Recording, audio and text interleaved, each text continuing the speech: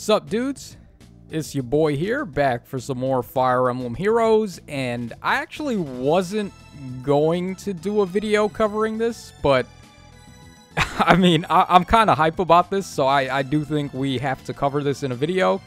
Okay, so the Fire Emblem Heroes Twitter has tweeted out the results for A Hero Rises 2022, and I've gone ahead and already opened it up in a new tab here so we can take a bit of a bigger look. Let me just increase the size as well so we can all take a look at this. Alright, so in first place we have Ninja Corrin and Elise as the duo. In second place we have Fallen Edelgard. Thank God she got bumped down to second place. I would have actually facepalmed if she was in first place by the end of this, but whatever. Alright, then we have Sigurd. Still respectable even though he is a red unit, but let's keep going down this list. Okay, we have Thor up next. Then we have Hatari. We have Legendary Bileth, Hitari Azura, and the duo Dagger. So, of course, the cutoff point is top 8 for the voting gauntlet. So, sorry, Claude. Sorry, Elamine. You're not going to make it into the final, victory lap, I guess you could say, for who's actually going to walk out of here the winner and which 4 units are we going to see on that Hero Rises banner. So, let's actually go ahead and analyze this a little bit. Now, I have this little cheat sheet that I got from GameFAQs. Shout out to Team Rocket Elite, by the way. He is a mod on the site, so shout outs to him for posting this nice little information here.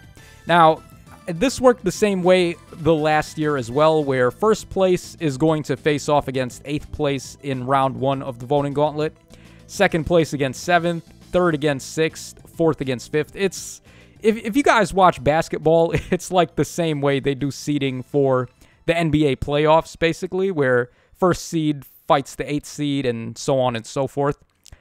Okay, so if the voting gauntlet shows or ends up like this, which I am almost 99.9% sure it's going to be this exact voting gauntlet here, we can actually deduce which units are going to end up on the banner in the end. And dude, the chance is alive for this to end up being an all-green banner, which would be the best banner the game has ever seen. Just to put it simply. I actually had a very special guest on yesterday when I was doing my 8th Raids video, and they were telling me the statistics between how good it would be if we had an all-green banner for A Hero Rises, and I think the rates were so nuts. We had your odds of pulling a 5-star while green sniping on an all-green Hero Rises banner would be the same rates as pulling a 4-star demote character on any banner. How nuts is that? That's so good. So, let's go ahead and take a look here. Okay, so in round 1, we'll have Ninja Corrin versus New Year Dagger. As for who I think should win that matchup in the voting gauntlet, I have no idea. I'm going to tell you guys straight up.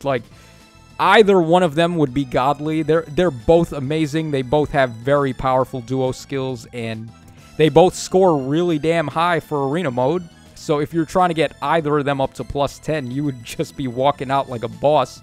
They're both really good for 8th Raid's defense. Corrin, of course, being a ranged cavalry unit, and then Dagger having Pathfinder. There's honestly no loser between these two. Whoever wins, we all win. So that's the first matchup. Let's just say, I guess let's say maybe Ninja Corrin wins because she does have more votes overall here. So maybe the first place will give her a little bit more of an edge in the voting gauntlet. So let's have her as one option for the first round. Okay, then we have Thor versus Hatari, which right here we see, I mean, they both debuted on the exact same Mythic and Legendary banner, so I actually have no idea which one of these two is going to win. Their votes are pretty equal, 10k 600 plus for each of them. I'm not sure which one of them is going to win. I can tell you for sure that both of them are amazing units. Hatari is a little better in summoner duels and arena, of course, being a legendary hero, while Thor is certainly much better in 8th Raids being a mythic hero, and also from Astra, more merges on her means you can score a lot higher. So I don't know who of these two should actually win. They're both very strong picks to actually make it into the final banner. And again, just like we saw previously, I think there's no loser here. It's just whoever wins, we all win. So let's give it to Thor. I guess I would actually prefer Hatari personally, just because of what she can do in Summoner Duels, like I just said. But yeah, let's give it to Hatari, I guess, just for argument's sake. Okay, then in the next matchup, we have Fallen Edelgard versus Hitari Azura. I think the fan base is already on to what's up with that. I'm pretty sure Edelgard is going to get bumped out of the voting gauntlet, just like Brave Edelgard did last time. We're wise enough to know that you want the all-green banner, you're going to vote for Azura there. So I'm fairly sure that Azura is going to win. Now, the one shaky part is that these Hero Rises voting gauntlets do not actually have the, like, what is it called? The boost when you're losing. I think it's like a loser bonus or something, whatever it is. But you get a little bit more out of your score when people are using their flags and stuff during that period where your character that you supported is losing the fight. So that's not going to be a thing in the Hero Rises voting gauntlet. So Edelgard, just by sheer popularity and how many votes she got in the actual Hero Rises voting as opposed to the voting gauntlet, may give her an edge over Azura. But again, I feel like the community is just wise enough to know better, and I feel like Azura's probably gonna manage to bump Edelgard out of there. I'm being hopeful, obviously. Spread the word, guys. Make sure that everybody you know that plays the game is going to try to help Azura get over the hurdle there and beat Edelgard so we can have that all-green banner. But of course, even if Azura wins, there is still one final matchup. We have Legendary Sigurd versus Legendary Male Bilith, and I do think it's respectable that Sigurd made it on here. He is still one of the most grossest mistakes they've ever made as far as how overtuned a unit was on release. And then he only just got better and better as they released Pathfinder and stuff after him. So Sigurd is probably one of the biggest stains on the game's history as far as the meta is concerned. But regardless of that, I don't necessarily think you want him winning this in particular. He does actually have good fodder, though, so even if Sigurd was to make it to the next round, he would certainly be a better addition to the banner than Fallen Edelgard. He's got Fatal Smoke fodder, and then he has Attack and Defense Catch 4, I believe, for his A skill. Would have been a little bit nicer if he had a unique B, or not a unique B skill, but an inheritable one, like maybe Attack and Defense Trace, Near Trace, but instead he comes with Crusader's Ward, which, I mean, you can't really fault him for that. That's his unique skill. So, Sigurd versus Legendary Bileth. I mean, of course, this entire video is trying to push that all-green banner propaganda. So, I am going to say I would like Legendary Bileth to win, but it's really, like, up in the air there. I'm not sure if we're going to manage to get the all-green banner. We might end up with 3 greens and 1 red or 1 colorless. The first 2 spots, of course, are just a lock because both of the competitors are green there. So at the very least, this is going to be a double green banner.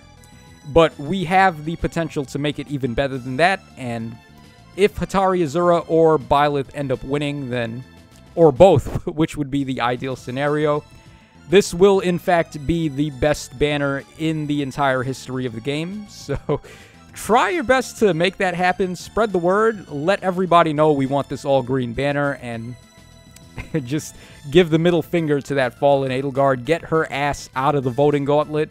Sigurd, I mean, dude, respect.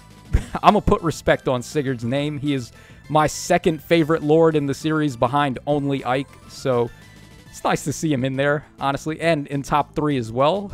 But this ain't his moment. All right, let's be real here. This ain't Sigurd's moment. We want Legendary Bileth to win. So, okay, this would be the potential all-green banner, I guess you could say. Thor and New Year Dagger are, of course, interchangeable with these two. But the results are still going to be the same for the most part. Like, both Ninja Korin and Dagger score astronomically high for Arena Mode. So, either of them being on the banner would be fine.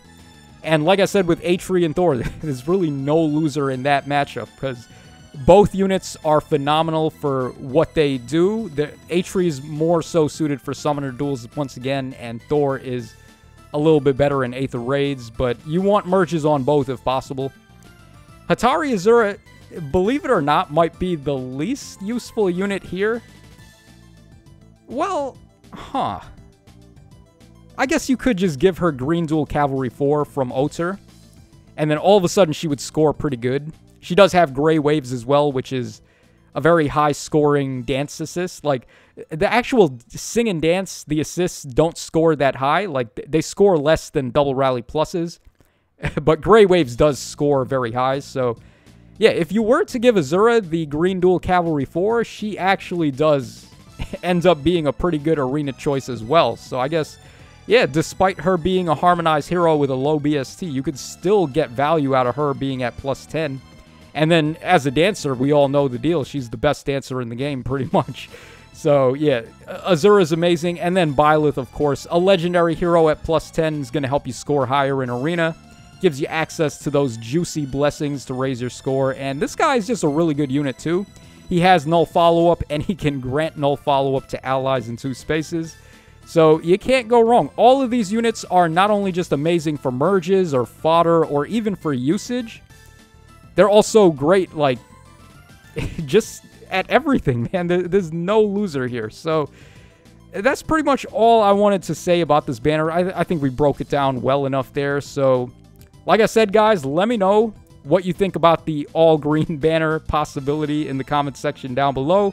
Do your best to spread the word. Try to make it happen. And that's all for tonight. So, this is your boy, Tacho, signing out. Thanks so much for watching, guys. And I will catch y'all again on the flip side.